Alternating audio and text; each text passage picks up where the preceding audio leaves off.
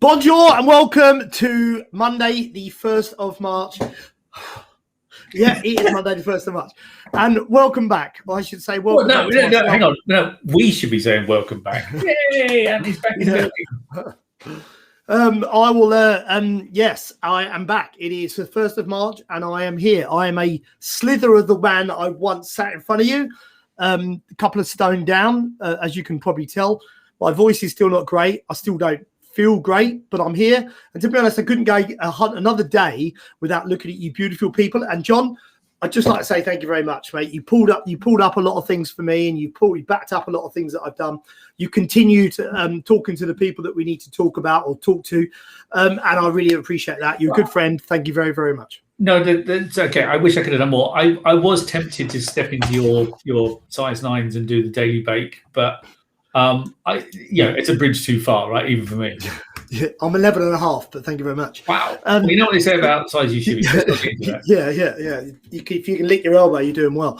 So, it's Monday, the 1st of March. It is the daily bake. I haven't been here for a couple of weeks. I should just give a brief interlude to why that happened.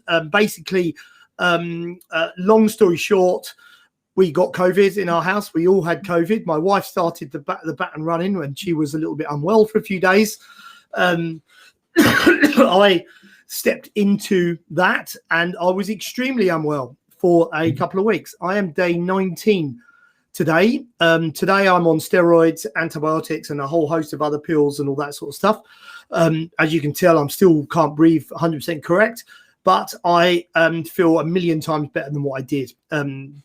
The emergency services and the process that I've been through was absolutely fantastic, except for one ambulance crew, but we will not judge them. They left me at home in pieces, and they shouldn't have done.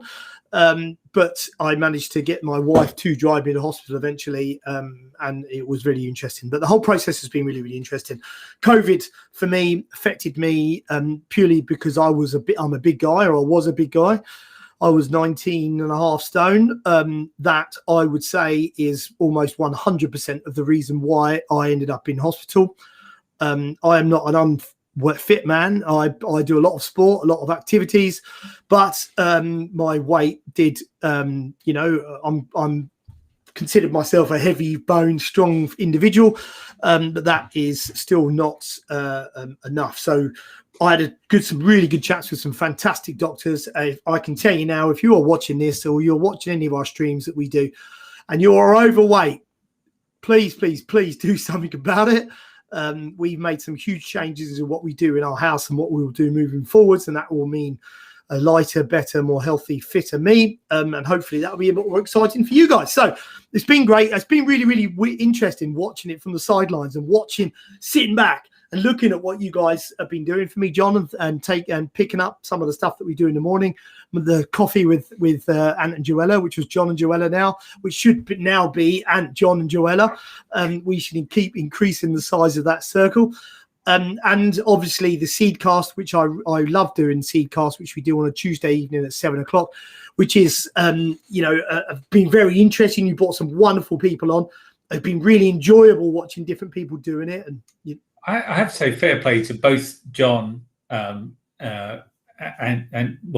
John in particular, right? First, I called him up in the afternoon and said, "What are you doing?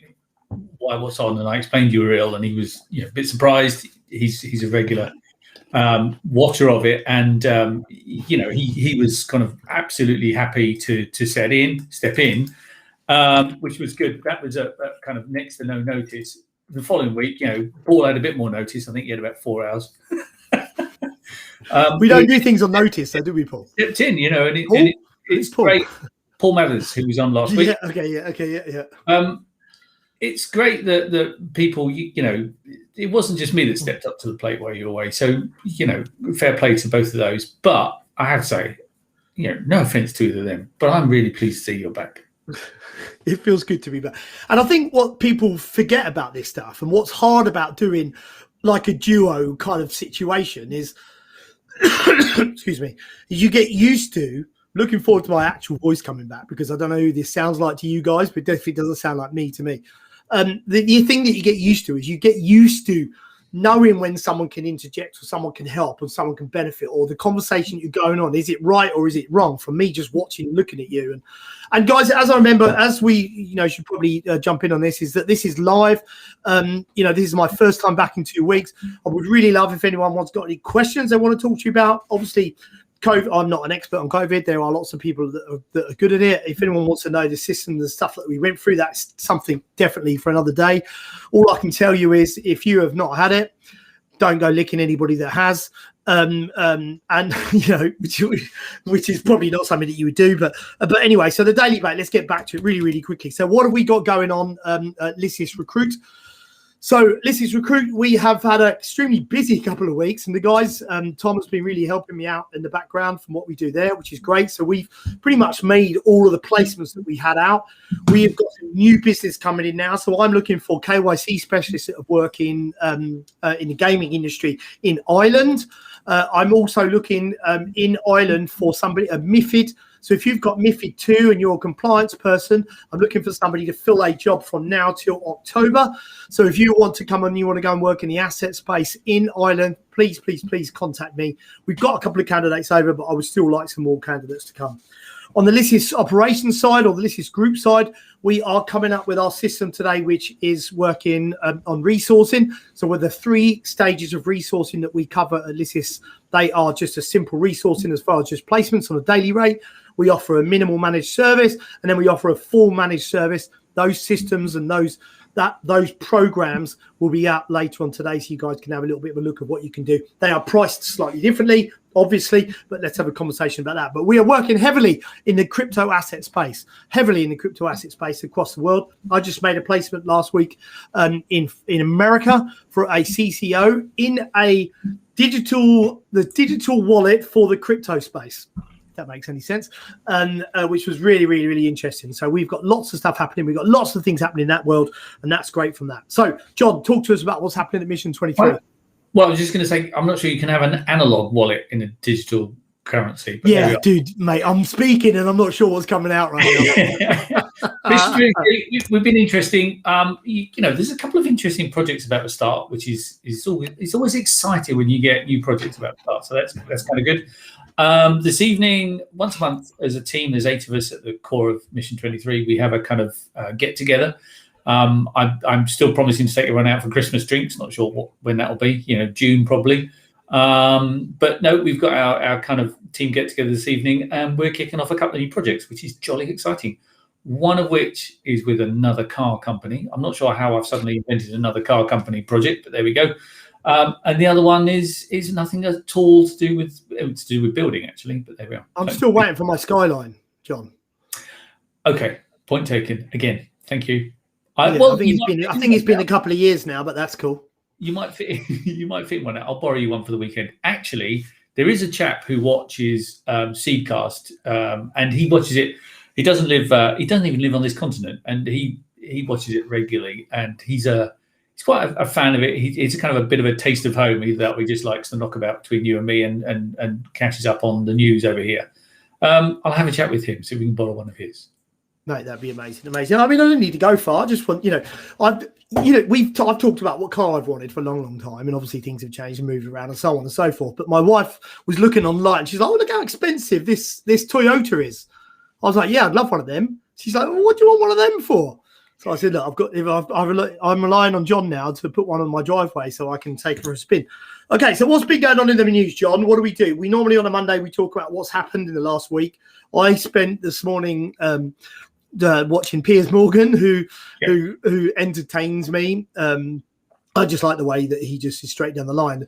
And what I did find interesting, and to completely switch this up, but Meghan and Harry, what is your perspective of people that have gone, right, I don't want to talk to anybody, I don't want to do anything with anybody.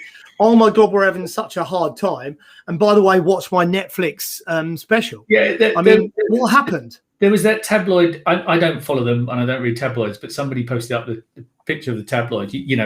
Couple who want to be forgotten tell their 20 million Twitter followers that she's pregnant or something. I mean, he's had an interesting life, good and bad, and he's been in the army and he's been on the front line. Let him get on with it, whatever he wants to do. But like anyone, I deplore these people who become famous rock stars, actors, and then don't want to have anything to do with the people who put them there and support them. It's like, well, if you don't want people chasing off your autograph, don't try and become famous, right? So leave them to get on with it. It's their life. But if they want to sort of work with the media, then expect the media to insist on working back with them. It can't be a one-way street. And that's anyone, right? That's anyone in any life. Yeah, it's interesting. And I was watching, again, they were talking about this Brazilian strain of COVID, and how right now you can't go to you can't sort of drive. I couldn't take my motorbike out yesterday because you're not allowed to go driving around on your motorbikes and stuff. But you can fly from Brazil to Paris and then to the UK. Yeah, and no one stops you, checks you, does anything. No, well, look, I mean, the reality with the virus is it's not containable. Some countries are ahead of others. There's going to be people traveling around. There always will. We as a country are a very international, cosmopolitan country. Lots of people traveling to and from, either business or family. There could be a bit more practical sort of protocols around it, but the reality is, just be sensible. I mean, gosh. We see it firsthand, what it does to someone. If that's not an advert for, being a bit more sensible, then I don't know what is. But what you've missed lately is a lot of the speculation and discussion about what's going to be in the next budget. Because, someone's going to have to pay for this.